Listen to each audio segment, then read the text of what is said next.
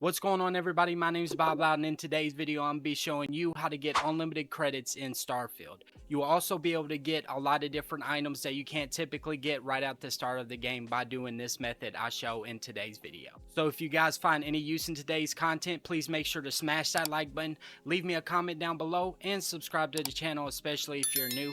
And just so you guys do smash that like button, if you do want to see some gameplay of Starfield or me start a series on this or even do more videos just like this, then I highly suggest you to hit that like button, because at the end of the day it will let me know that you guys do enjoy videos just like this. For this method I chose Bounty Hunter when I first started the game. That way I have the boost packing training, and you're going to need the boost packing training, that way you could use a jetpack. The first thing that you're going to want to do is find the commercial district in Atlantis, and this will be the first planet that the game will have you go to. If you don't know how to get to the commercial district, as soon as you actually get on this planet, you'll just follow my steps here and it will take you to a transit car. And I will suggest you to do a little bit of the quest here, because then you will get a jetpack.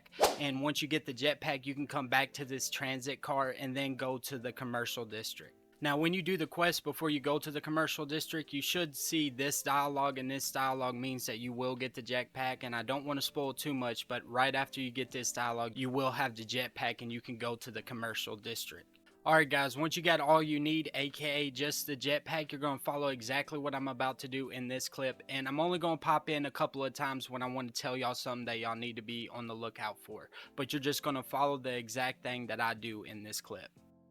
The first thing that we're going to be doing is making our way to the right side of our screen, and we're going to be jumping over this fence and trying to land on this gray platform here.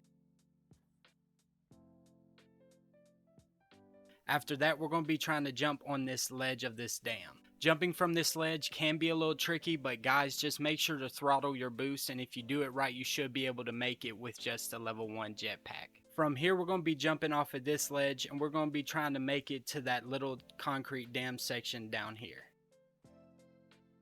Now follow where I go.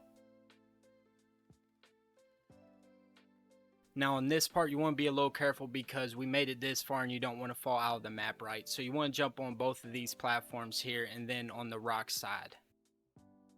This next part with us landing on rocks is a little tricky, so you want to make sure that you land on the ones I do, because you can get stuck and then you'd have to redo this. And occasionally, if I were you guys, I would make sure to save your game random places. That way you don't have to redo this completely, because there's going to be a pretty decently hard part that's going to be coming up in a second. Now you're going to want to jump and boost through this hole. Also, before you hit the ground, make sure you do use your jetpack, because you will probably break your legs. While down here, you'll also notice there's a random invisible wall, and you just simply move to the left and get around it like I do in this clip, and we're going to be walking back up it. You should be able to walk right back up the hill, but it will be a little tricky because you're not supposed to be down here, so it will take you a little bit of patience and time, but once you make it up to the top, you will be in a little water area. You won't necessarily see water, but your character will think that he's swimming.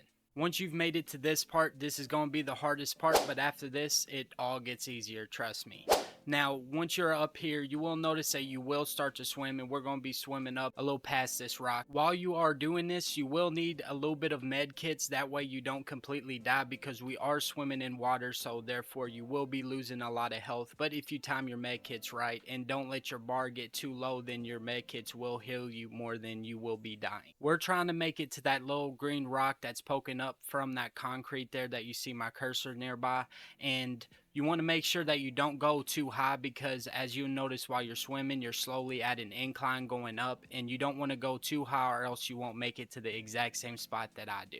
Once you have made it to this crack, you will fall out of the water, and while you're falling, all you need to do is use your jetpack boost to jump onto this other rock platform right here. Once you make it to this rock platform, you're then going to continue forward, and when you get to right about here, I would save the game. That way when we're getting ready to do this, in case you didn't make it, you could just easily load back into this exact point. From here, you see that little white platform that looks like a floor out in front of us. We're simply just going to jump and throttle our boost and try to just get about a foot above that white floor platform, and then if you do that, you should eventually pop out on the other side, because there is a wall there. Now that you're behind the scenes of everything, we can then loot all of these vendors' chests.